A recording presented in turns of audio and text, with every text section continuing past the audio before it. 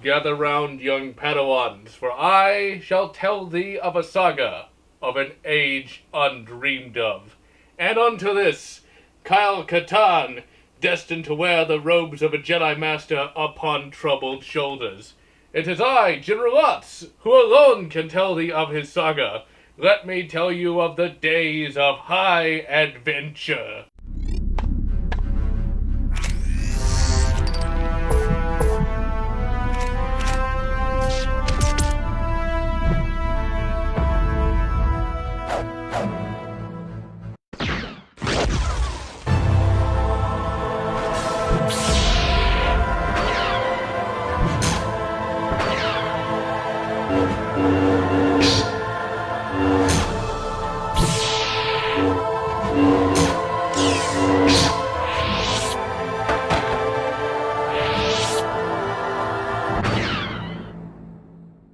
In the year 1995, gaming was changed forever with the release of Star Wars Dark Forces. Nothing like this had truly been seen before, where other first-person shooters had stories that went like this: kill all. Dark Forces was something more. Now, instead of playing as a guy, you played as a fully realized character. Kyle Katarn, a former stormtrooper turned rebel mercenary. You came to care about his story because he was more than just a pair of floating arms. Or in the case of 2.5D FPS games of the day, floating armed sprites. The story for Dark Forces was nothing short of exemplary, and it felt like you were watching a good Star Wars movie. The gameplay was vastly more complex than get red keycard and run to the exit. Here, you had context and story purposes for every level, and it made the game more of an adventure than a simple atavistic exercise in killing. But don't think the game lacked the killing of other first-person shooters of the era. It was filled to the brim with great weapons and featured numerous Imperials and mercenaries to burn down, and even introduced an epic new blaster called the Briar Pistol, a cut-down blaster rifle that Kyle uses to great effect. But would you believe this game might not have had Kyle Katarn at all? Originally, it was supposed to be Luke Skywalker, but it was determined that that would break continuity, and then it was to have been just a guy-styled character. But thankfully, more creative heads prevailed and gave us the greatness of Kyle. You know, I heard that Kyle Katarn was once bit by a rat ghoul, and after 3 agonizing days, the rat ghoul finally died. As you would expect, a sequel was in order for Dark Forces, and as you would expect, Kyle needed to get the power of the Force. Not because he needed it, but because he liked the look of the robes and felt obliged. Star Wars Dark Forces 2 Jedi Knight was developed and published by LucasArts and released in 1997 for the PC and utilizes the Sith engine, an engine that was quite remarkable for the day, as it was an early example of a scripted game engine. Go space yourself, Half-Life. The title itself is somewhat annoying to remember, as it is easily confused with the later Star Wars Jedi Knight 2, leading to all sorts of misunderstandings. Star Wars Dark Forces 2 Jedi Knight is a first-person shooter of the highest order. You have a wide variety of weapons at your disposal, and pretty much all of them will be needed at one point or another. The game introduced force powers and the lightsaber for the first time in a first-person shooter. Many of the weapons in the previous Dark Forces make a return, such as the Briar Pistol. Here, it is an indispensable early game weapon since it is powerful and uses little ammo. As this is a Dark Forces weapon, it actually has a backstory. Kyle's father made it for him and gave it to him when he shipped out for Stormtrooper training. Speaking of which, you get the Stormtrooper Blaster Rifle, aka the E11. It is good, but chews through ammo, so it should be used sparingly early game. You then have the Thermal Dets. These grenades will help you take down large enemies and will help you thin groups. Then, you got the Wookiee Bowcaster. It's powerful and uses little energy cell ammo and is a good backup for your Briar Pistol. There is the Imperial Repeater, an absolutely excellent weapon when dealing with well-armored stormtroopers. You then get the Grenade Launcher, and it works well against large enemies, but be wary, the enemy can also pack these as well. The last ranged weapon of note is the Cock Rifle. It does a huge amount of damage, but also be especially careful around Trandoshans, as they love to pack these and can end your Jedi journey in just a few hits. The shield generator from Dark Forces 1 returns, and let's just say, you want to always be on the lookout for power cells, because once those shields go down, Kyle's tender flesh is not at all durable. The most notable weapon in the game is the lightsaber, and it is half awesome. At the time, it was the greatest thing ever. But post Jedi Knight 2, it's looking pretty bloody primitive. There are no moves for it as such, and it pretty much looks like you are bashing enemies over the head with a green painted stick. The game also is set up for first-person lightsaber combat. You can hit F1 and enter third-person mode, but it actually makes the lightsaber combat harder and looks really bloody cringy. The first-person lightsaber combat is functional and is pretty fun, but nowhere near as fun as the combat scene in the sequels. The lightsaber should only be used in the boss fights, as it's kind of useless in the rest of the game. Remember, Kyle is a neophyte Jedi in this game, and thus he is not that good with the old laser stick, meaning that he will not block every blaster shot, and enemies in this game can kill you fast if you go in saber swinging. Force powers are also a bit more primitive as well. When you complete a mission, you will get some force points to allot in several categories. All fairly straightforward, but if you allot only dark side powers, the game auto-locks you into the dark side ending, so choose your powers with care. The force powers generally work on a one-enemy basis and consume a bunch of, and the game literally calls it this, mana. And when you try and deploy a force power, you often leave yourself vulnerable to being lit up. Force speed allows you to sprint past obstacles and sprint past enemies to cover, and is indispensable late game. Force jump is also indispensable, as it will greatly assist in the rather smooth and well thought out platforming, and will allow you to find secrets and shortcuts. But overall, you'll be sticking to your guns, because in this game, hokey religions and ancient weapons are no match for a good blaster at your side, kid. The graphics look like crap, and this may surprise you. They looked like crap back in 1997 too, to my eyes at least. I wondered, why did this game look so much worse than the previous one? Shouldn't the graphics have, improved? Well, in the late 90s, there was an interesting period where 2D games had a little bit better graphical fidelity than 3D games. But in all reality, from an intellectual perspective, these graphics are nothing short of amazing. Remember, the 2D Dark Forces 1 had only come out in 1995. In the short time span between 1995 and 1997, LucasArts went from 2D sprites to 3D models, something far more complex and difficult to work with, and LucasArts did their level best to make them look as good as possible with the technology they had available at the time. It still looks like a complete pixelated mess, but I can appreciate the work that went into these graphics to make them look as good as they do. The level textures also look pretty good, and no, it's not your eyes deceiving you. The textures do get worse the further away you are from them, and this is not a bug, but instead a feature designed to assist the computers that existed in 1997. Thankfully, the graphics can be improved with high-res texture packs, with one giving the game Jedi Knight 2 levels of graphical fidelity. And if you want to keep the old graphics but fix the texture downgrades, you can get a mod that fixes that too. As this was a game from the real era of gaming, numerous mods exist, and you can customize your Jedi Knight 1 graphical experience to your liking. Controls for the unmodded game are quite good, although the game lacks a quick save function, meaning that saving is rather tedious. And in a game this hard, one needs to save early and often. Movement feels quite good and does not feel floaty in the slightest, and the platforming is quite fun to pull off, and the game features numerous platforming challenges, and shows that yes, platforming can work well in a first-person shooter. The levels are an absolute joy to fight through. There are numerous hidden passages one must find to progress through a level, and like in Raven Software's games, you will find yourself facepalming after you figure out how truly easy it was to progress. But some levels have a secret means to progress that you will never figure out until you scour the entire level multiple times and throw the keyboard out the window in frustration. Case in point, right here. Did you know that to progress you have to cut a hole under the elevator?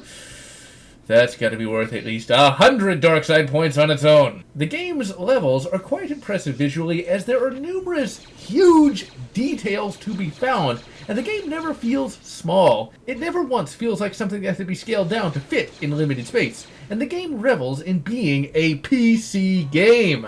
This part right here is what really got me.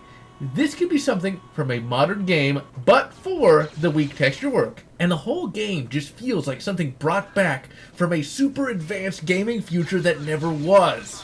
Now, if you thought the game was epic, well, just wait till you see the cutscenes. So, Lucas isn't going to make a real sequel to Return of the Jedi.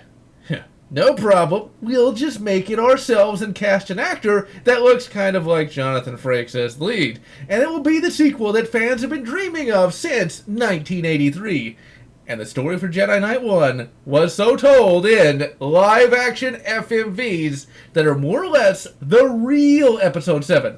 This was a jaw-dropping thing back in 1997, as it was a bloody movie in a game, and it stands as one of the few examples of FMVs done right. It's not cringy, it's not stupid, it is the closest to a Star Wars movie one can make on a TV show budget. The acting is Star Trek quality. The action is excellent for the budget, and yeah, the 3D is aged, but it still feels like Star Wars.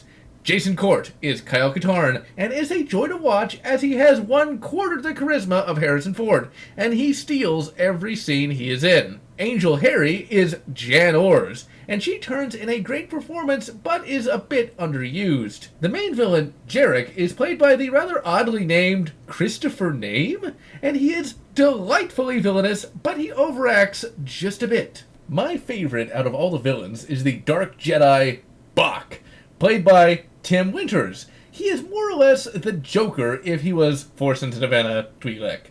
All of the actors pull off an excellent performance and make the player feel like they are watching a Star Wars TV show that never was, and it's kind of hard to go from this to the in-engine cutscenes of Jedi Knight 2. Music for the game is the standard of excellence usually found in a Star Wars game, but some of the scoring is a bit weird in the cutscenes, and it can be jarring to a Star Wars veteran. This version of Dark Forces 2 you're looking at is the Steam version being played with a voodoo wrapper. Out of the box, you can generally expect the game to work these days, but to get the game to really shine, you will need to mod it, and these mods are sadly scattered to the four corners of the internet. I will include links to the best of the best that will make Jedi Knight 1 a bit more palatable to a 2019 audience. Jedi Knight would receive some ancillary media. 3 rather odd novellas that mixed text with a couple of pictures for some strange reason. And Kyle Katarn finally received an action figure, and hilariously a beard was photoshopped on his Dark Forces 1 incarnation.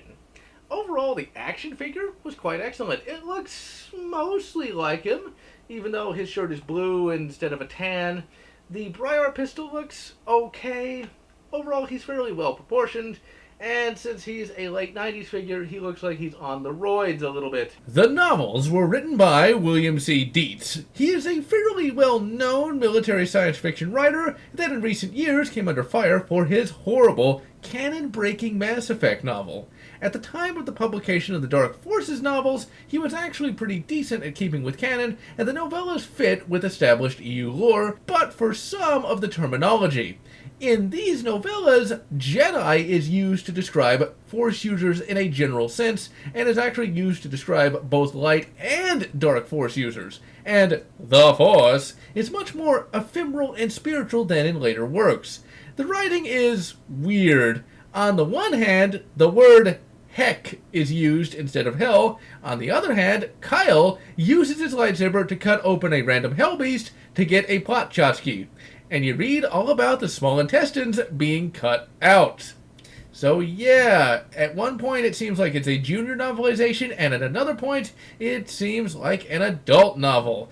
Hard to say why this changes between different paragraphs and different chapters. The novellas also feel a bit like poorly written fanfics, as some of the language is clunky and some of the dialogue is amateurish, and Jan Ors pretty much fawns over Kyle throughout the entire novel, which she does not do in the actual games.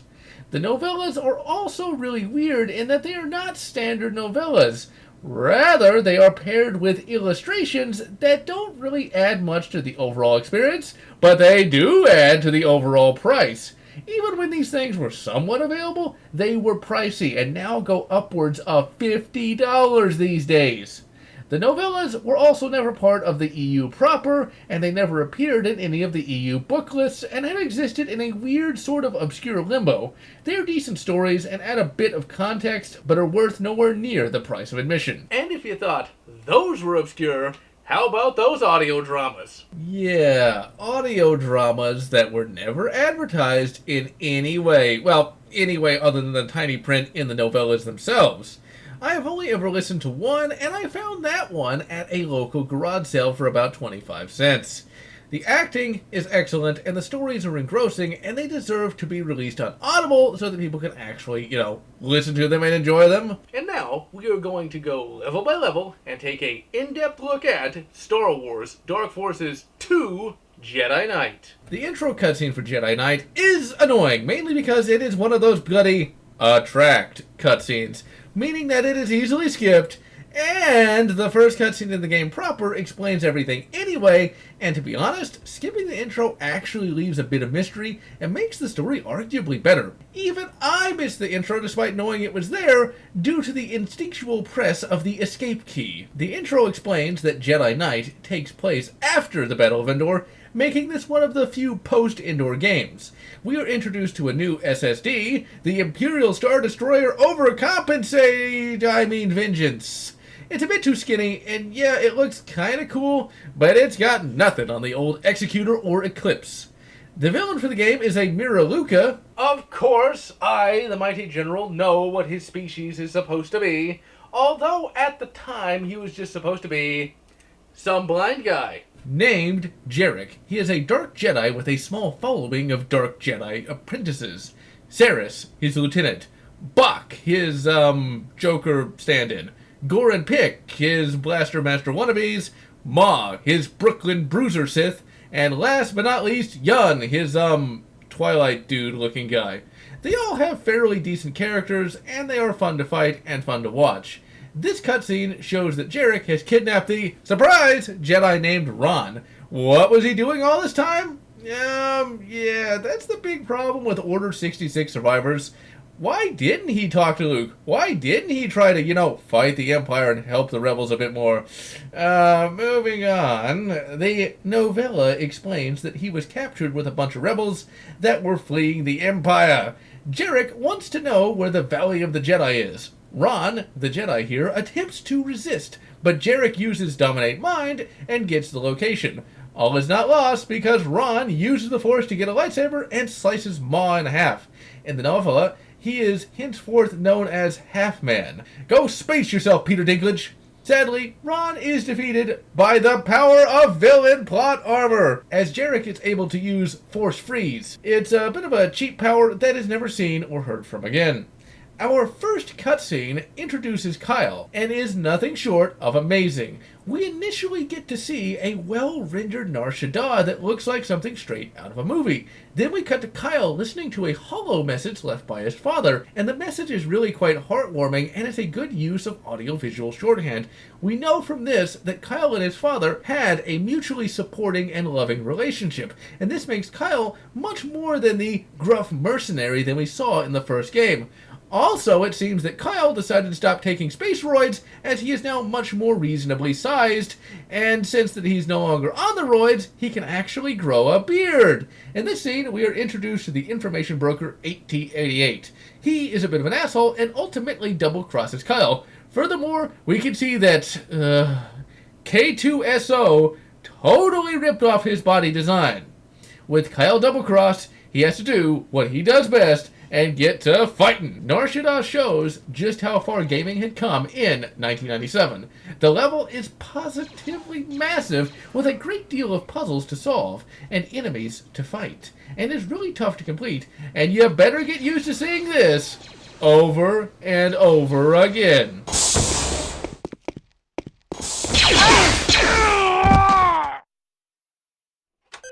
and it just gets harder and harder from here. Eventually, Jan shows up when Kyle has to face down a TIE bomber. And of course, Jan blows it out of the sky.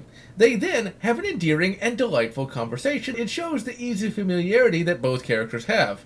Eventually, they figure out that they need to head to Sulan, Kyle's homeworld. Upon arriving on Sulan, Kyle heads to his father's old house and finds it filled with Tusken Raiders. Yeah, these were early days of Star Wars, and you could get away with having non-Tatooine Tuskens. Kyle blows through them like a hot proton torp through a Star Destroyer, and holy crap, Kyle's dad's house is huge. It has a massive lake, cave system, and this giant electrical death pit. The novella mentions that Morgan Katarn, Kyle Katarn's father, provided irrigation and electricity to the local farming community, so it's kind of justified, I guess. The level culminates in Kyle finding his dad's droid, Ouija. In the novels, he gets to kick some ass and saves Kyle at one point. Here, he shows Kyle a message from his father that is nothing short of awesome. This message is intended for my son, Kyle Katarn.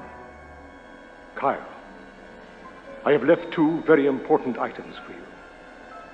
The first is a map to the Valley of the Jedi, and is embedded in the stone ceiling above this room. The last is a lightsaber that once belonged to a friend and great Jedi, Ron.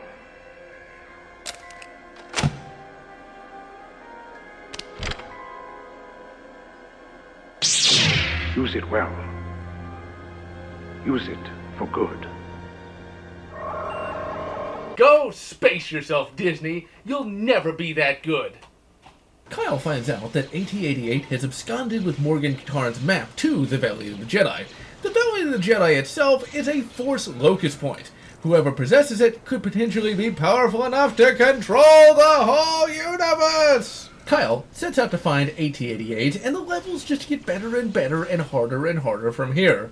Eventually, Kyle learns that AT-88 has headed to Baron's Head. For whatever reason, both in the novel and the game, Jan refers to this giant doom fortress as a house. One wonders if Jarek is once again overcompensating for something. You battle your way to Jarek's Dark Dick Tower, battling numerous stormtroopers and probe droids along the way. Eventually, you fight your way to the base of the Dark Dick Palace, and by the Force is this impressive. You pass through a door, and then enter Next Gen.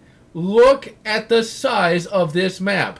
You can explore every bit of it. This is not just a single hallway where you hit a cutscene. Oh no. Here, you can choose where you want to go, and when you want to go there. This was jaw-dropping in 1997, and it's still jaw-dropping in 2019. Once you finally penetrate the palace, you enter gaming history. You enter the first lightsaber duel in Dark Forces history, and it's surprisingly good. Yun shows up and destroys Kyle's father's map, and then trash talks Kyle, and then it's time to shove a lightsaber right up his ass. The duel is okay. It's kind of clunky, and Yun, like an asshole, keeps turning himself invisible. The novels explain why Kyle can lightsaber duel at all. One, he is being helped by Ron, similar to how Obi-Wan helped out Luke, and Kyle actually took fencing at the Imperial Academy. After you kick the crap out of old Yunny, you have him at your mercy and choose to spare him because Kyle is a badass. Then, the game keeps getting more and more awesome. But first, it's time to enter a Super Raven level. After you take out Yun, you must escape the room. And this is no easy task, as the game tells you nothing. You have to notice that as this elevator goes up and down, there is a grate you can cut. Back in the day, it took me an inordinate amount of time to figure this out. But here it took about 28 seconds. On the roof of the Dick Fortress, you get another awesome moment. On the roof, you get attacked by a TIE bomber. This was yet another jaw-dropping moment. This was Next Gen. Now it's time to play a game of Slip Off the Ledge and Die. You are going to be slipping off of every goddamn ledge as you try to get down this bloody building. If it were any more annoying, it would actually be bad. But it's just fun enough to make dying personal, and thus one is inspired to keep trying regardless. The next level is Fuel City, And by the forces at Glorious! There are some cool puzzles, and the game introduces the scaly bastards known as the Trandosians.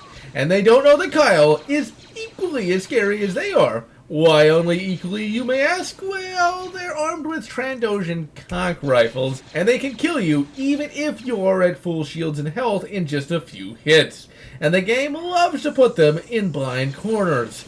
Nothing but love from LucasArts. The level itself is damn impressive, even by today's standards. You have to sneak into some fuel lines to board an Imperial freighter. You might think it will be 2 crouching sections and then done, right? Wrong! Look at the size of those bloody tunnels. They're long and hard, and they inject enough steel to make 1,000 1911s.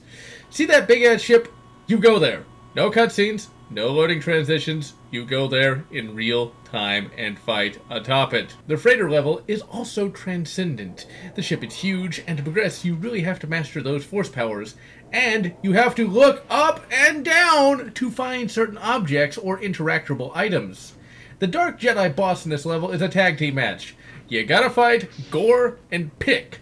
Gore is a big bastard with a tree trunk lightsaber, and Pick is a little sneaky asshole that loves to turn invisible. Both can kill you quickly, so expect to reload a crap ton of saves.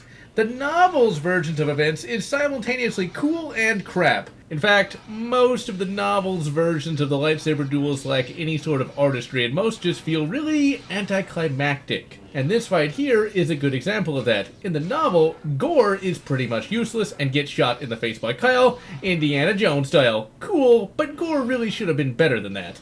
Pick just gets thrashed around a lot and gets his head bashed in. Realistic, but boring. On the freighter, you find the remains of AT-88.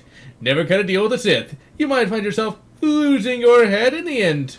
Kyle picks up AT-88's head and escapes, and downloads the map to the Valley of the Jedi. He and Jan determine that it is on the planet of Ruusan, and they head out in pursuit of Jarek. In the novel, there is an entire subplot about Kyle and Jan getting to Ruusan. It involves them hatching a plan to sneak up on the planet in a captured Imperial freighter. The novel introduces a new character, a former rebel that Kyle and Jan recruit to captain the captured freighter. That sequence actually shows the darker side of the rebellion. In short, that rebel is a military prisoner doing hard labor for a mutiny, and the labor camp he does the hard labor in sounds more Imperial than anything else. The Ruusan levels are just as fun as the Fuel City levels and even more difficult. The level architecture gets even more impressive, and you get to fight an AT-ST one-on-one. And it's nothing a little aggressive negotiations via a charge launcher can't fix. The boss battle here takes place atop the freighter, and the battleground is most impressive indeed. Ma is tough, but his AI can be broken, as can be seen here. In the novel, the fight is terrible. Kyle one-shots Ma when Ma forgets that, flying directly over a guy armed with a lightsaber is a bad idea. After Ma is defeated, you're treated to a cutscene where he taunts Kyle and says that he shoved his father's head on a pike. The acting is good, but Ma's thick Brooklyn accent makes it a little less serious. Kyle gets pissed and kills Ma, and Jarek shows up with a now kidnapped Jan, and this is where the game can get kinda stupid. Jarek tells Kyle that all he has to do to become all-powerful is to kill his just friend's girlfriend. Number one, why would Kyle even consider killing Jan? Why in the name of Yoda would he even trust Jarek in the first place? And another, why does Kyle even care about amassing power? He has already decimated an entire Imperial spec war project without the Force. What's worse is the novel says that he is momentarily tempted to kill his own just friend's girlfriend.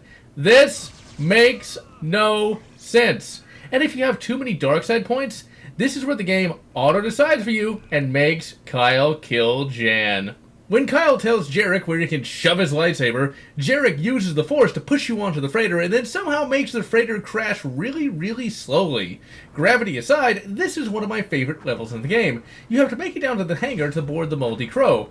All the while, the ship is tilting at a more and more severe angle, making navigation rather difficult. You can give yourself more time by finding the retro thrusters, but even with that, you won't have that much time to find the Moldy Crow. Eventually, you find the crow and blast out only to crash, and here, ladies and gentlemen, we get Bach life. Such a bad fall. But you'll be glad to know I found your lightsaber. Want it? Very distinctive. Oh.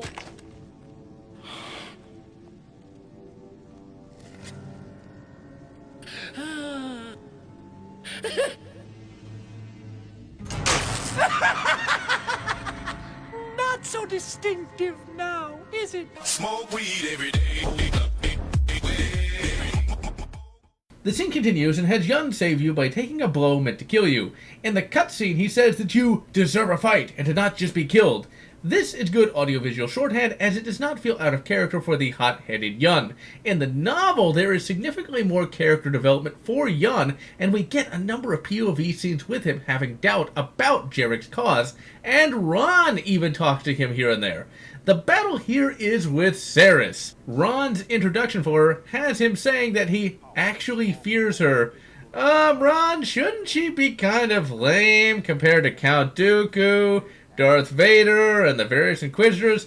I mean, come on, these bloody Dark Jedi are almost as pathetic as the Dark Jedi driving around in emo tanks in the Clone Wars. Still, though, with a face like that, I can see where he's coming from. Saris is tough as she has Force Deadly Sight. Basically, she looks at you and hurts you, and with a face like that, yeah, it seems legit. The best tactic is to use Force Protection until you can cut her down to size.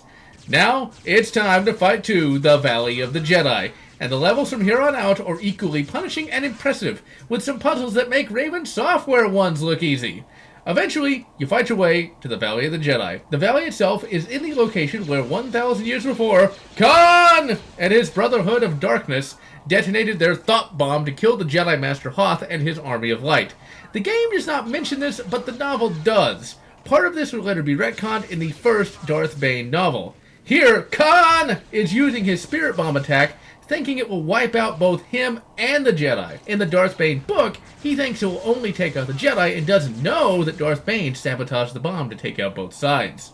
Before you face down Jarek, you must take down Darth Troll.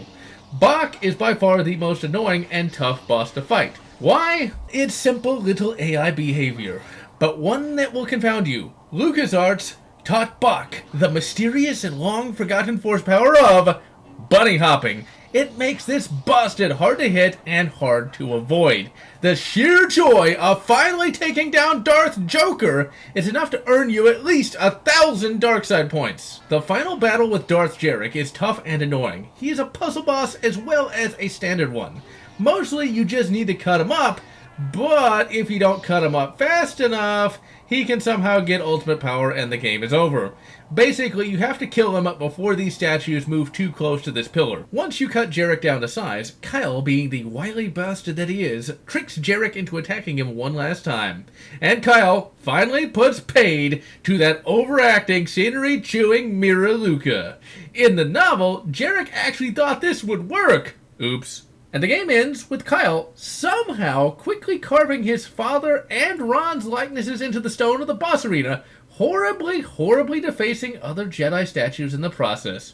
And with a final thanks to his father for teaching him how to be a good man and Jedi, the game draws to a close. Jedi Knight 1 is by far my third favorite Star Wars game of all time, only behind KOTOR 1 and KOTOR 2.